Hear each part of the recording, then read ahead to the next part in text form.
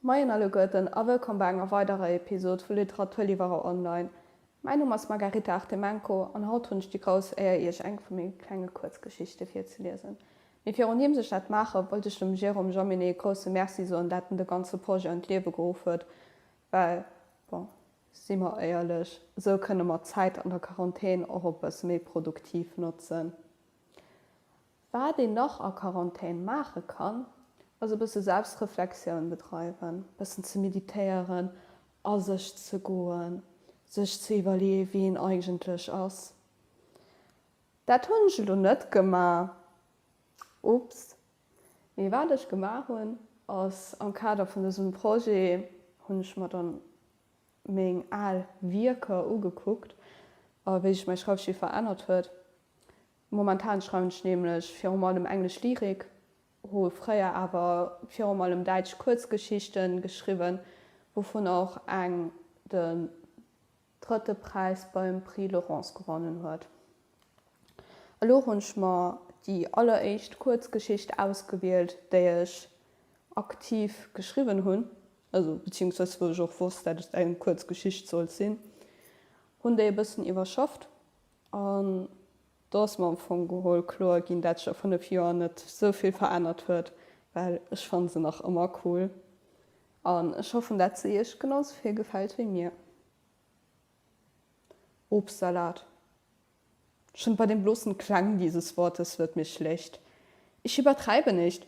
Schaut euch doch nur diese Wortzusammensetzung an. Die ist doch komplett irreführend. An was denkt ihr denn, wenn ihr das Wort Obst hört? Ja, genau, an Obst. Und bei Salat? Da denkt man an Salat, verdammt nochmal. An diese grünen Blätter, die entweder gar keinen Geschmack haben oder zu viel. Und wer ist schon dumm genug, Obst mit Salat zu mischen? Okay, Moment. Es stimmt schon, dass ein Salat ein wenig an Pfiff gewinnen kann, wenn man eine einzige Obstsorte reintut. Ich gebe es ja zu. Aber dabei handelt es sich meistens um Zitrusfrüchte. Und die verdienen eigentlich eine eigene Klassifizierung. Oder glaubt ihr wirklich, den gelben Sonnenschein einer Zitrone mit einer vollmundigen Banane vergleichen zu können? Das Einzige, was die beiden gemeinsam haben, ist das Farbspektrum. Aber für den Vergleich ist es eigentlich uninteressant.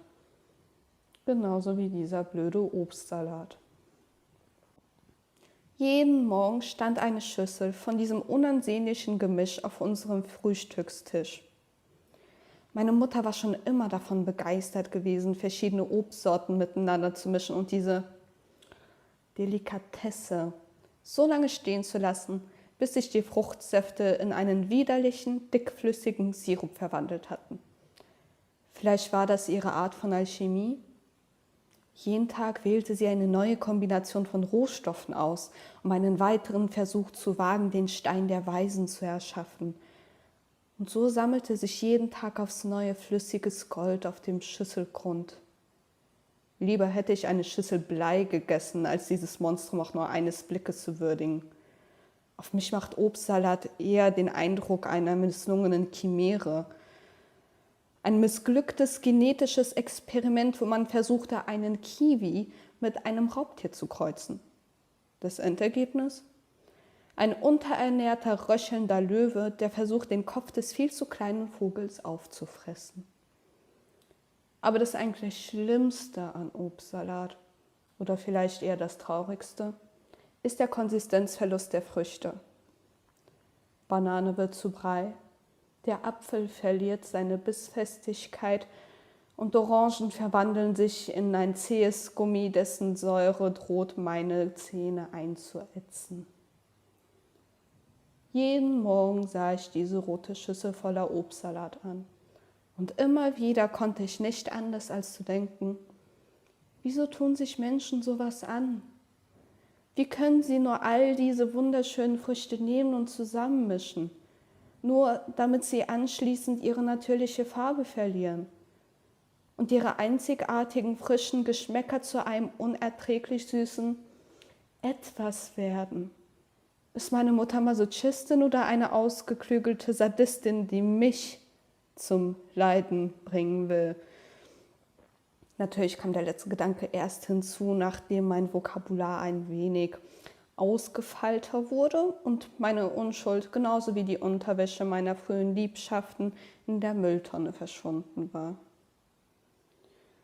Genauso wie der Obstsalat jeden Morgen, als ich noch ein Kind war. Immer wieder hatte meine Mutter mir ein wenig übrig gelassen. Vielleicht würde ich ja einen Sinneswandel haben. Und immer wieder landete dieser kleine Teil im Abfall. Nie hatte meine Mutter diesen letzten Teil gegessen. Immer war noch ein wenig in dieser elenden roten Schüssel übrig geblieben. Jetzt, wo ich so darüber nachdenke, gibt es vielleicht einen weiteren Grund, warum ich Obstsalat hasse. Er erinnert mich an meine Mutter.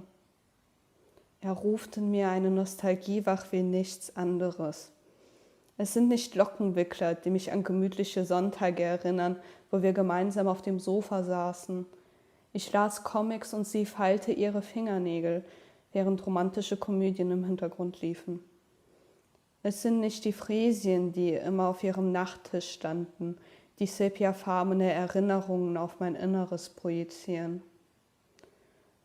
Auch ist es nicht ihr Parfüm, welches mich in die Geborgenheit unserer alten Wohnung transportiert. Es duftete nach Vanille und Puder und meine Mutter tänzelte leichten Schrittes durch den Flur, während sie ihren schon wieder verlegten Schlüssel suchte. Nein, nichts von diesem weckt die vergilbte Vergangenheit aus ihrem Winterschlaf. Nein. Es muss so etwas Banales wie Obstsalat sein. Etwas, das ich überall antreffe. Etwas, das man in jedem Hotel auf dem Buffettisch sieht.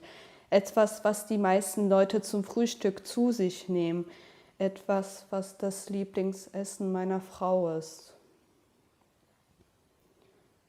Und immer wieder rührt mich dieser verdammte Obstsalat zu Tränen. Denn warum hat er das Recht, vor mir zu stehen, in all seiner Widerlichkeit? Doch meine herzallerliebste Mutter nicht.